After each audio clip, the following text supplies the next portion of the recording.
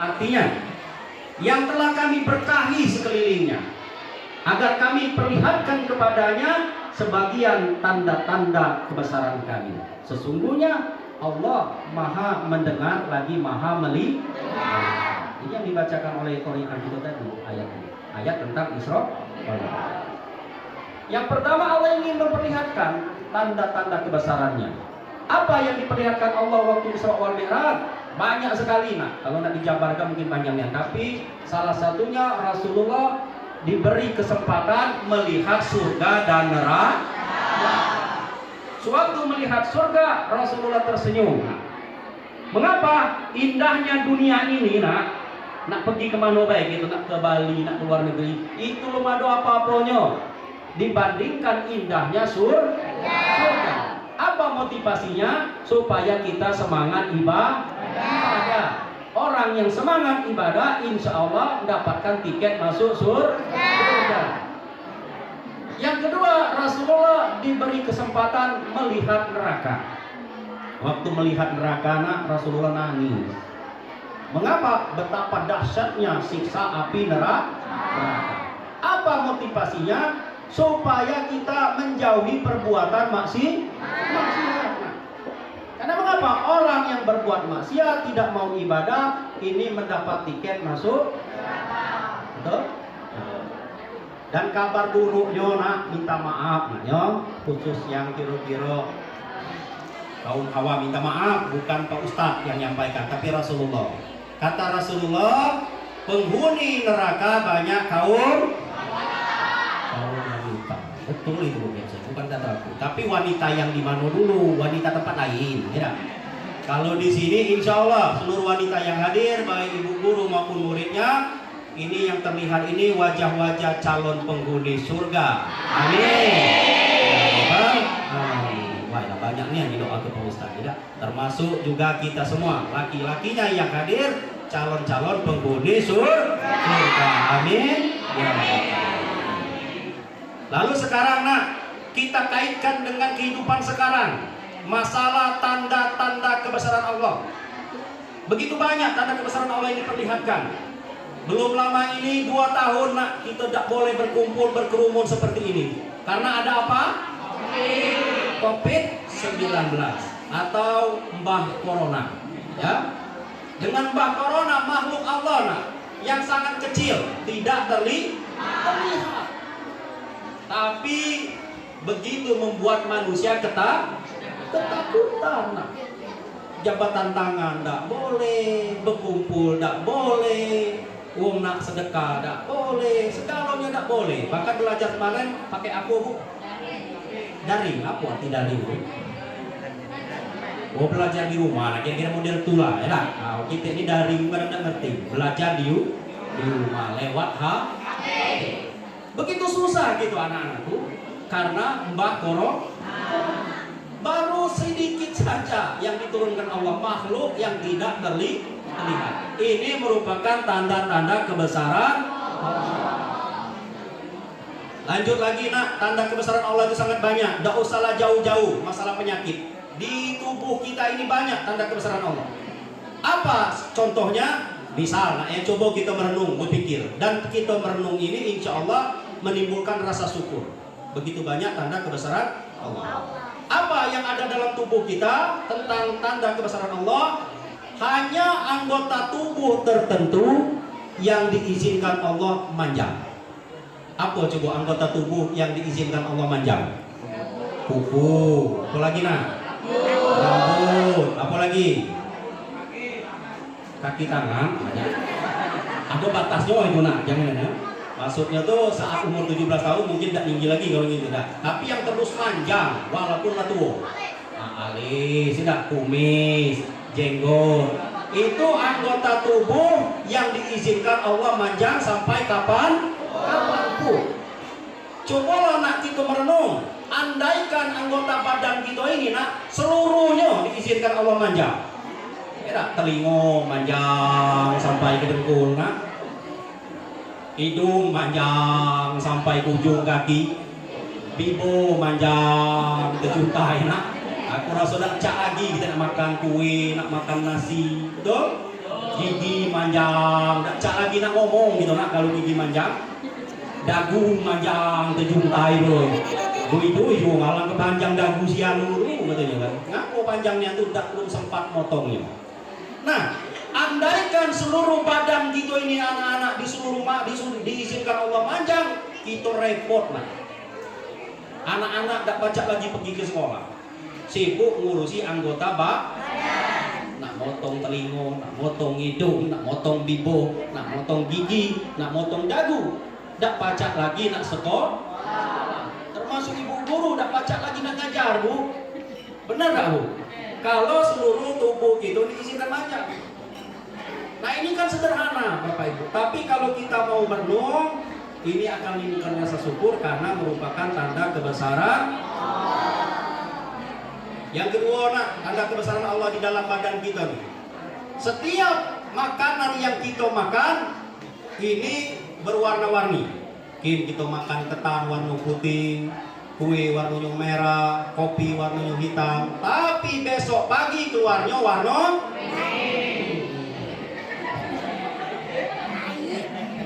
Ada yang bisa jawab, ngapo? Setiap makanan yang kita makan walaupun warna-warni keluarnya warna kuning. Ada yang bisa jawab? Tidak. Ada kiai nanya dengan santri, nak ngaponian katanya setiap makanan yang dimakan walaupun warna-warni besok keluarnya warna kuning. Ada santri jawab, Pak Kiai itu karena bakteri di dalam perut. Betul kata Pak Kiai. Ada juga yang menjawab, Pak Kiai itu karena pembusukan di dalam perut. Betul.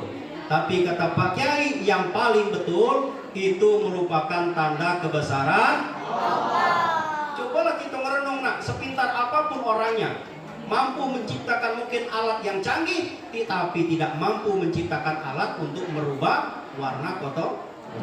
Betul? Atau betul? Ini kan tanda kebesaran Allah. Tapi ada orang satu makanan walaupun kita punya cak mano baik, tapi besok keluarnya masih tetap cak itulah. Apa makanan itu nak? Genjer. Nah, jadi kita sepakat nak yo. Kalau siswanya laki-laki yang nakal sudah dinasehati, tidak ternasehat, sudah dicegah, tidak tercegah, maka sepakat kalau yang laki-laki kita panggil Pak Genjer. Setuju? Kalau yang wanita sudah dinasehati, tidak ternasehat, sudah dicegah, tidak tercegah, maka kita sepakat bagi yang wanita kita panggil Bu Genjer. Kenapa dipanggil Bu Genjer? Karena tidak galak berubah lagi, nakalnya na'udzubillah. Tidak pacak dinasehati, tidak pacak diomongin lagi. Betul? Maka sepakat dipanggil Genjer. Jadi anak-anak jangan galak nak, itu dijuluki manusia yang tidak pacak berubah lagi, beda. Sehingga dipanggil wong Bu Genjer atau Pak Genjer. Lalu anak-anakku, coba kita merenung lagi. Materinya sederhana, tapi muatannya yang berat. Apa kebesaran Allah selanjutnya? Tanda-tanda kebesaran Allah. Setiap kita buang air besar, itu ada tandanya. Apa tanda kita mau buang air besar? Bukan sakit perut, perut mules. Nah ya, kalau sakit perut lain lagi penyakit itu. Perut mules.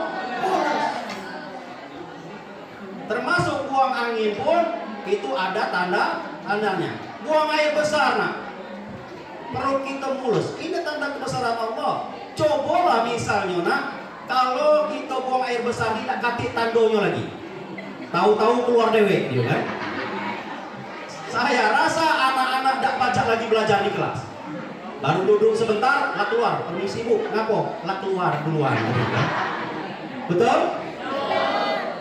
Termasuk buang angin, nak. Jangan kita anggap remeh. Ini termasuk kasih sayang Allah. Kita buang angin pun ada tandanya. Perut kita agak mulus. Cobalah misalnya buang angin tidak kasih tandonya lagi. Saya rasa anak-anak tidak berani duduk berdekatan seperti ini. Betul? Takut keceplosan atau takut telaju. Lagi duduk cari centang bunyi kuatnya kan. Ngapo kau nih katanya tidak sopannya. Duduk dekat bu guru, duduk dekat kawan, ketemu sembarangan dia buang angin. Kan kaki tandonya lagi gitu kan. Betul? Tapi tidak demikian. Allah dengan kasih sayangnya diberi tanda supaya kita tidak malu. Betul apa betul? Selanjutnya kalau kalian mau merenung, coba bayangkan kita manusia ini miliaran di atas dunia ini. Apakah ada mukanya yang sama dari sekian miliar manusia? Tidak ada. Walaupun katanya kembar sekalipun. Betul atau betul? Ini merupakan tanda kebesaran Lalu bagaimana manusia ini yang terbaik? Khairun nas anfa'uhum linnas. Sebaik-baik manusia yang paling bermanfaat bagi orang lain. Ada cerita galak dengar ceritanya? Ada anak ayam merotes dengan ibunya. Kata anak ayam nih, mak, ngapo lah yo katanya, nama manusia tuh banyaknya. Siapa coba nama manusia nih? Ada Budi, ada Ani. Nah, kawan kamu sebutlah siapa namanya? Ada Agus. Siapa lagi kira-kira? Hah? Ada Fadil. Nah, ada nih. Hah? Apa? Izin. Nah, Muzin. Nah, kira-kira model gitu lah. Banyak nih nama manusia itu kata anak ayam. Sedangkan kita nih katanya makhluk kita ini katanya sebangsa ayam ini cuma sikok namanya manusia itu katanya banyak nih namanya, kita cuma sikok ayam. Kata maknya dijawab oleh mak ayam, jangan kecil hati. Manusia itu ketika hidup memang banyak namanya, tapi ketika mati cuma satu namanya. Apa? Almarhum itu panggilannya tapi namanya adalah mayat. Betul? Kalau sudah mati cuma sebutannya mayat atau jenazah cuma satu. Sedangkan kita kalau lah mati kaget, kata mak ayam ngomong dengan anaknya, nama kita ini banyak ada ayam geprek. Ayam apa lagi? Ayam apa? Ayam godek. Ayam geprek, apa lagi? Ayam panggang, ayam goreng, apa lagi? Sate ayam, apa lagi? Ayam apa? Ayam gulai. Banyak nih nama gitu tuh, betul? Itu. Yang kedua katanya, manusia itu kalau lah mati tempatnya cuma satu. Di mana tempat manusia kalau sudah mati? Kuburan. Sedangkan kita banyaknya tempat kita kalau kita lah mati kakek. Di rumah makan Padang, benar? Di warung-warung Tegal, di warteg. Ada juga katanya. Di mana lagi? Di KFC. Di mana lagi bu? Di restoran. Ada juga di hotel berbintang-bintang. Di seluruh dunia ada galau gitu di rumah makan. Betul?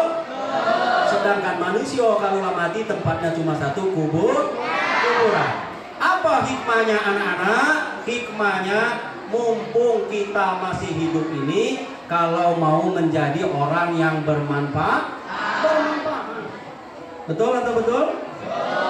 Kejarlah prestasi kalian setinggi mungkin mumpung masih hidup. Itulah hikmah yang pertama anak-anak. Allah ingin memperlihatkan tanda-tanda kebesaran. Begitu banyak ya, baru dari anggota tubuh gitu itulah panjangnya, banyak sekali tanda-tanda kebesaran. Kita lanjut, waktunya ini terbatas ya. Kita juga nak sholat Jumat. Yang laki-laki nak sholat Jumat tidak ya? Yang kedua hikmah Isra wal Mi'raj, tolong diingat. Apa hikmahnya? Allah ingin menguji keimanan umat Islam. Mengapa? Waktu itu umat Islam yang sudah masuk Islam waktu itu tidak percaya. Akhirnya keluar dari agama Islam jadi murtad. Orang kafir Quraisy ini semakin menjadi menghina Rasulullah. Siapa rombongan kafir Quraisy, gengnya yang menghina Rasulullah? Rombongan Abu Jahal, Abu Lahab, Abu Sofyan, Abu Gosok, dan abu-abu lainnya. Semakin menjadi-jadi menghina Rasulullah, mengatakan Rasulullah orang gila, katanya tidak masuk akal. Tapi ada seorang sahabat yang percaya dengan peristiwa Isra wal Mi'raj. Nah, ada anak-anak yang bisa jawab tak kalau belajar agama? Siapa sahabat Rasulullah yang pertama kali percaya dengan peristiwa Isra wal Mi'raj? Siapa? Abu Bakar. Nah, nggak pernah ragu-ragu loh. Abu Bakar As-Siddiq. Diberi gelar As-Siddiq artinya yang membenarkan. Betul? Abu Bakar As-Siddiq. Itu yang pertama kali percaya. Nah, coba diingat tadi. Tolong dijawab ya. Musuhnya Rasulullah siapa tadi? Abu Jahal, Abu Lahab. Sahabatnya Rasulullah siapa tadi? Abu Bakar. Nah, sekarang pertanyaan yang ketiga. Kalau musuh bukan, sahabat bukan, apa namanya? Bapak Ibu, anak-anak, musuh bukan, sahabat bukan, apa namanya? Namanya abu-abu. Tidak jelas. Cak mana manusia yang tidak jelas nih? Di depan muji-muji, di belakang ngatoi. Ada tidak manusia model itu? Di sini ada tidak? Ada juga, nggak tahu Pak Ustadz kalau di sini ada juga. Ya, pikir tempat lain. Di depan muji-muji, wah kawan aku nih tambah lama tambah cantik, katanya wah pinter pulo, katanya kan, baik pulo, katanya. Itu di depan kita, pas di belakang ngatoi. Ringamnya aku nyinggung itu, katanya. Kawan juga tuh, ngapo mati kecantikan. Melentik-lentik caulat nangko, salah perasaan. Nah, laju nak ngato. Ada yang model itu? Na'udzubillah min. Maka orang seperti ini diberi gelar tidak setuju? Foto itu jangan mau jadi manusia kalau jelas nah, kalau baik memang baik ini yang setulus hati. Ya, jangan lain di depan, lain di belakang. Kalau ketuang tuh muko duo, ya muko siko lagi susah.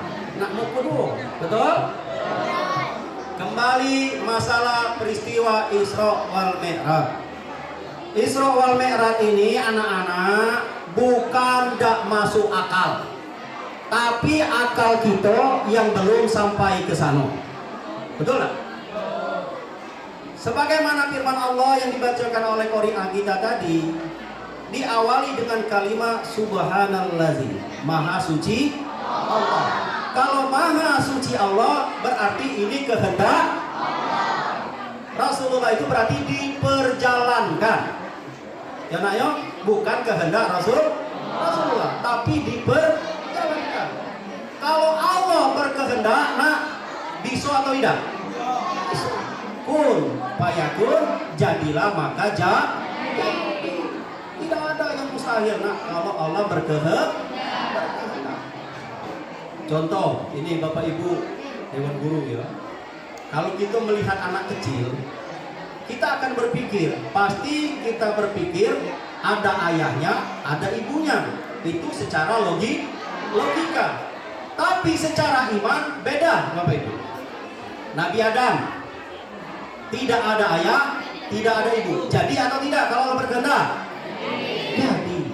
Anak-anak di belakang, Nabi Adam tidak ada ayah, tidak ada ibu. Jadi atau tidak kalau Allah berkehendak?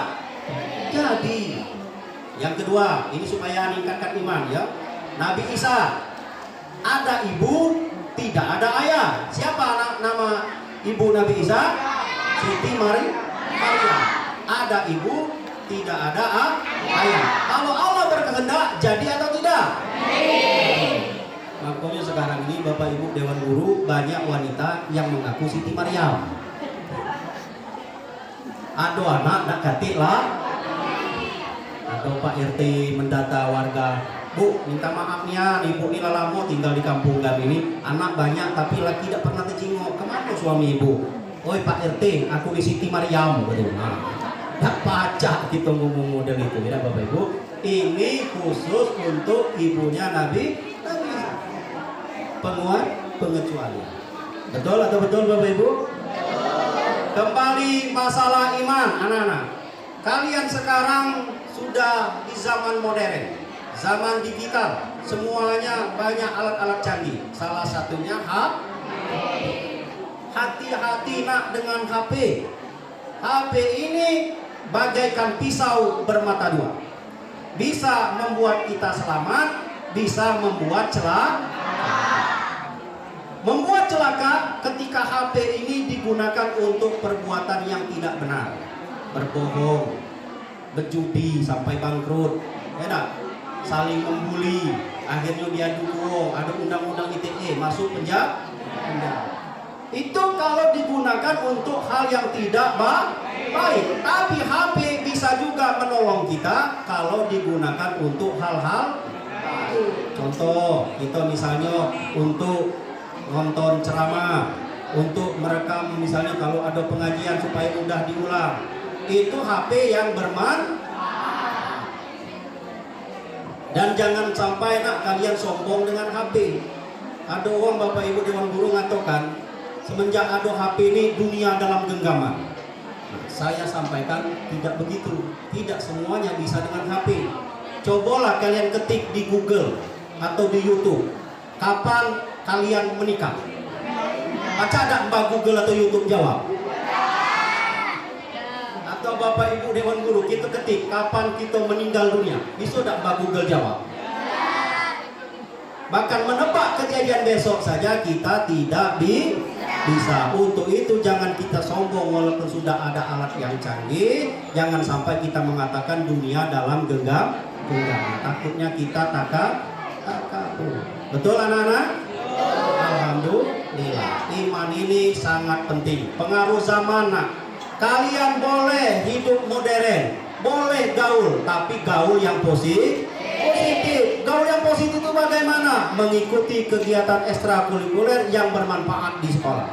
Ikut pengajian di rumah tahfiz, semangat mendengar ceramah, ikut olahraga, ikut masalah kesenian. Boleh, itu gaul dalam yang positif. Tapi ketika kalian gaul pakai narkoba, kira-kira itu gaul atau kira-kira bapak belur, kira-kira? Bapak belur. Dak kati wong sukses pakai narkoba. Bapak Ibu Dewan Guru itu hati-hati. Jangankan murid MTK, murid SMP, murid SD pun terkadang ada sudah yang namanya disusupi narkoba. Coba anak-anak, ada yang tahu dah apa arti narkoba? Berapa huruf narkoba? 7 huruf. Coba hitung berapa huruf narkoba? N A O R B A. Apa artinya? Negara akan rusak kalau orang buta agama. Nah, coba gitulah. Bagus dah artinya tadi? Coba diulang, diingat supaya hafal kalian. Kalau banyak kalian hafal istilah-istilah kakek jadi penceramah juga nanti. Apa narkoba tadi? Negara akan rusak kalau orang buta agama. Jadi itu singkatannya untuk masalah narkoba. Jangan coba-coba pakai narkoba, rusak. Ada nak di sebuah kampung, mak bapaknya pengedar, anaknya pemakai. Habis sholat maghrib geleng-geleng. Apa geleng-geleng itu? Mabuk atau teripingan. Ditanya oleh Pak Kades, Bapak Ibu, ngapo kamu serumah nih? Begitu tiap sholat maghrib, kamu lang geleng-geleng serumah layang. Dijawabnya oleh Bapak Ibu itu, kami ini masuk aliran baru. Apa aliran baru itu? Aliran ABG. Apa ABG itu? Anak beranak gilo-galo.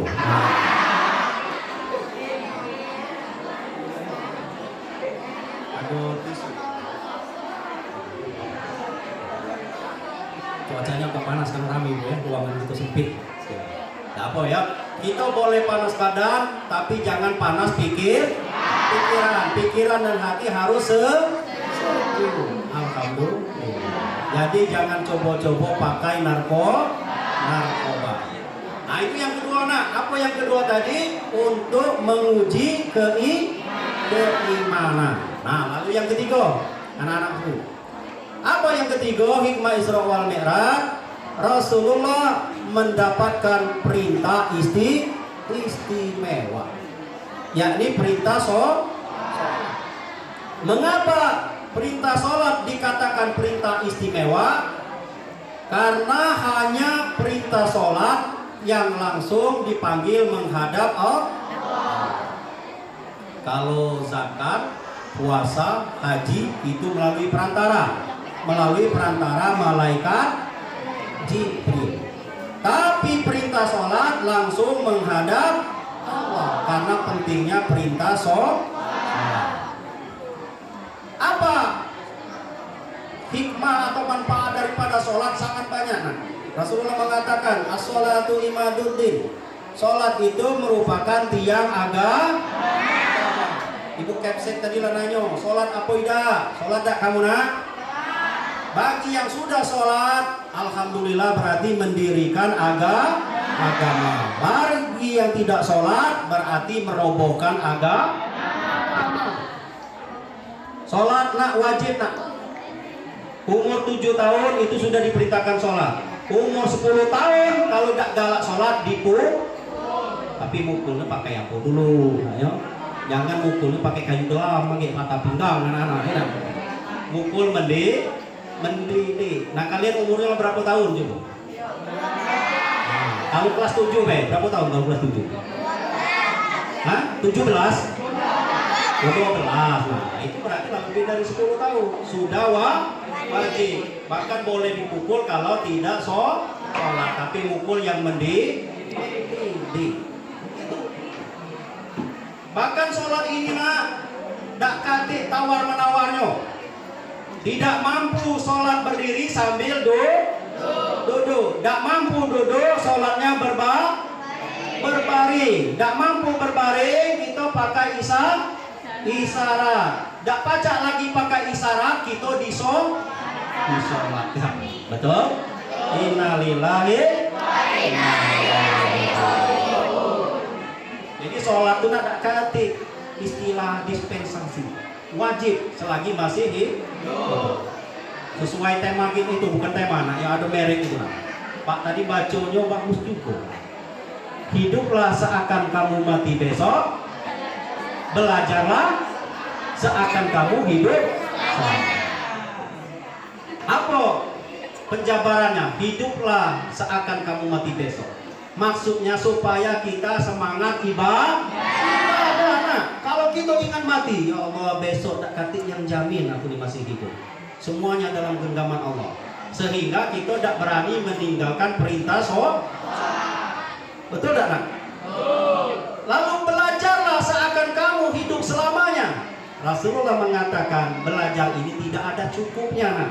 Sampai masuk liang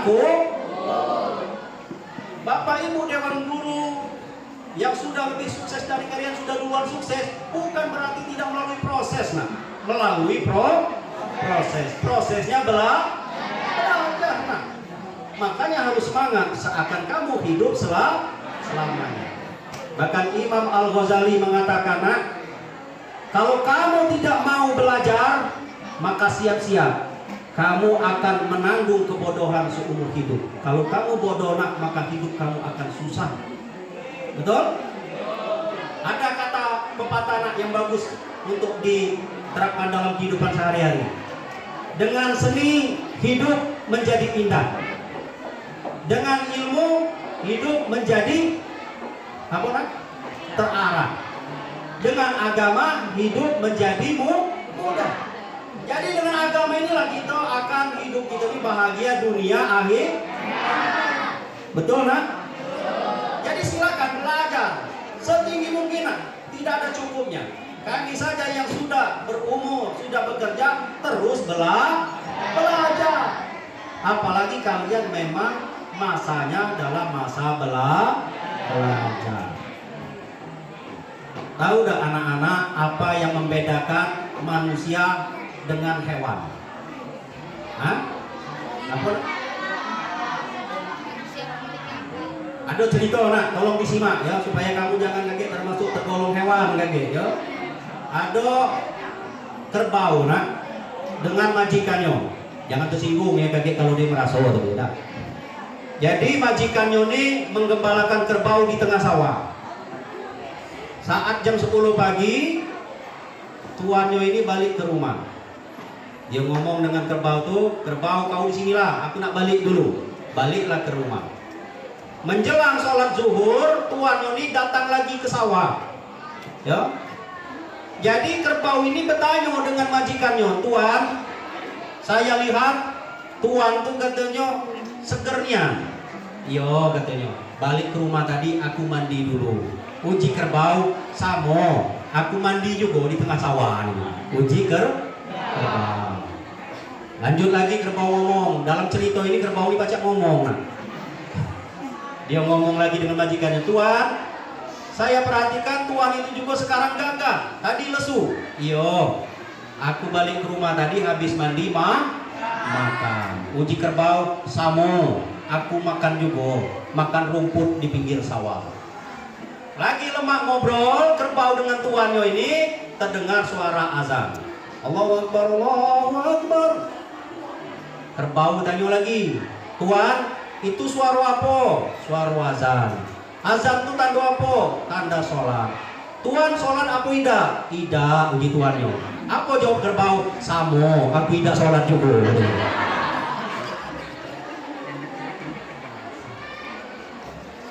Hal ini sebagaimana kata Profesor Buya Hamkana, tolong dicamkan. Kalau makan, sekedar makan, monyet di tengah hutan juga makan. Kalau bekerja, sekedar bekerja, babi di tengah hutan juga bekerja. Tapi kita manusia, bukan sekedar makan, bukan sekedar bekerja, bukan sekedar hidup, tapi kita beribadah kepada Allah. Wa ma khalaqtul jinna wal insa illa liya'budun. Dan tidak aku ciptakan jin dan manusia kecuali untuk beribadah kepada kata Allah di dalam Al-Qur'an. Jadi yang tidak galak sholat tadi, apa panggilannya? Sama dengan kerbau. Minta maaf, nah ya bukan Pak Ustadz ngaturkan ini dalam cerita. Jadi wong tidak galak sholat itu sama baik, ya, dengan kerbau. Apa yang membedakan adalah ibadah. Kalau makan sama makan, mandi sama mandi, tapi yang membedakan ibadah sholat. Selanjutnya nak, hidup kita ini hanyalah sementara, sesuai dengan ada tulisan di dinding itu. Apa yang membuat kita ini berharga, nak? Selain ibadah. Yang membuat kita berharga selain ibadah adalah karena nyawa kita masih di badan. Hal ini sebagaimana kata Bang Haji Roma Irama lewat sebuah lagu Sebujur Bangkai. Bagaimana lagunya? Badan pun tak berharga. Coba dia apa? Sesaat ditinggal nyawa, anak istri tercinta, tak sudi lagi bersama. Secepatnya jasad dipendam. Treng treng treng treng treng treng treng. Ada tak lagu itu? Masuk tak lagu itu?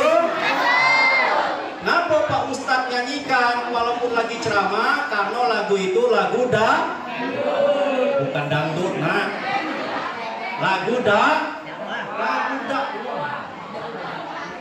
Cobalah kita merenung, nak. Kata Bang Haji Roma, badan pun tak berharga, sesaat ditinggalnya nyawa. Hati harga Bapak Ibu kita ini kalau sudah mati. Itulah judulnya Sebujur Bangkai. Kalau kita meresapi lagu ini, Bapak Ibu, anak-anak, itu akan takut kepada Allah sehingga semangat ibadah. Bahkan kalau sudah sama-sama mati, tolong dicamkan anak-anak dan Bapak Ibu Dewan Guru. Kalau sudah sama-sama mati, lebih berharga sapi daripada manusia. Coba. Tidak, kalau sudah sama-sama mati, tolong dijawab. Daging sapi, kalau dia mati sudah dipotong, berharga tak daging sapi? Baca dibuat apa? Dibuat rendang. Kalau daging kita berharga tak? Tidak. Selanjutnya kulit sapi. Kalau sudah mati, berharga tak kulit sapi? Baca dibuat apa? Dibuat bedung, dibuat rebana, baca dibuat jange. Betul? Kalau kulit kita lah mati, berharga dah? Tidak. Selanjutnya tulang sapi. Bapak Ibu, berharga dak tulang sapi? Berharga. Pacak dibuat apa? Pinggang tulang, ngirup gitu tidak Bapak Ibu. Sekarang tulang kita berharga dak kalau lah mati? Tidak.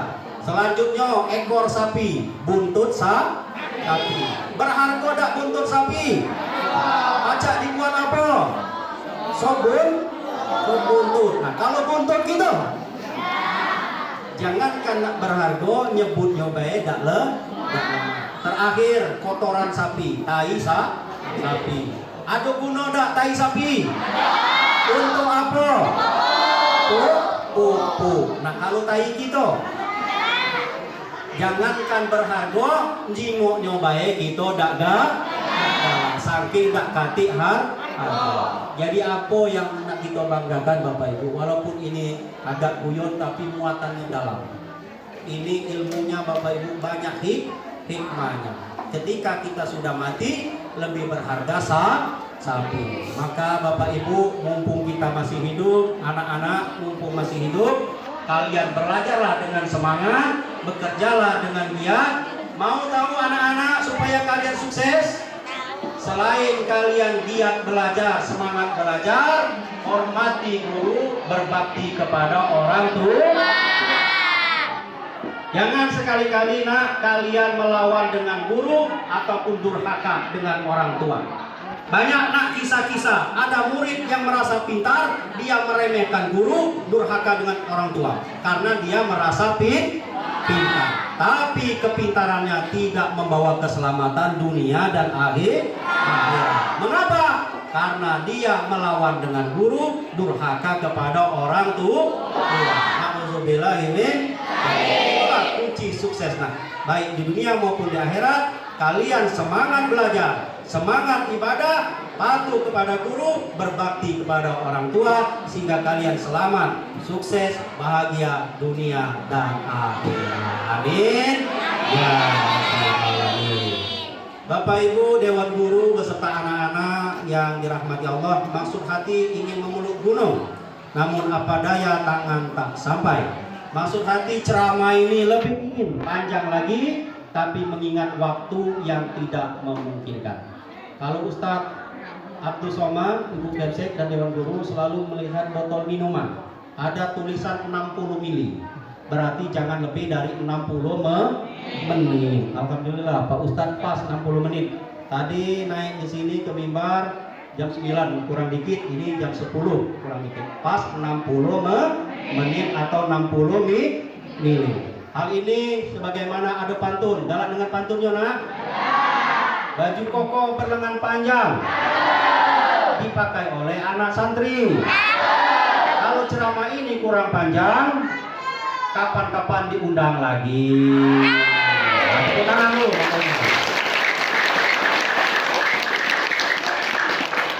Aduh yang ngantuk dah anak-anak. Tetap semangat. Mengerti apa yang disampaikan. Kalau mengerti, terapkan dalam kehidupan sehari supaya sukses dunia akhir. Pantun yang kedua, galak dengarnya. Jalan-jalan ke kota Lahap. Jangan lupa membeli sepatu. Kalau kita semua ingin selamat, mari kerjakan sholat 5 waktu.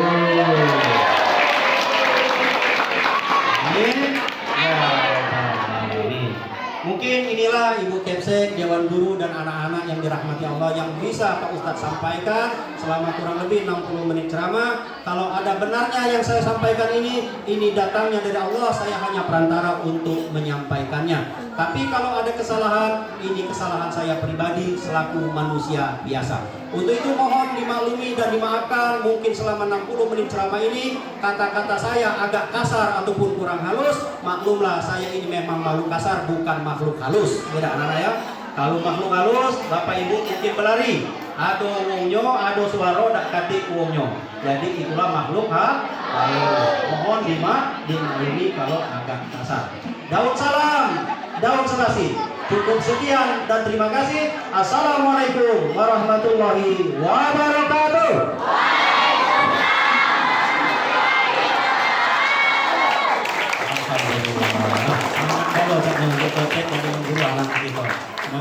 walaupun singkat tapi ngerti dan bisa diterapkan dalam kehidupan sehari-hari.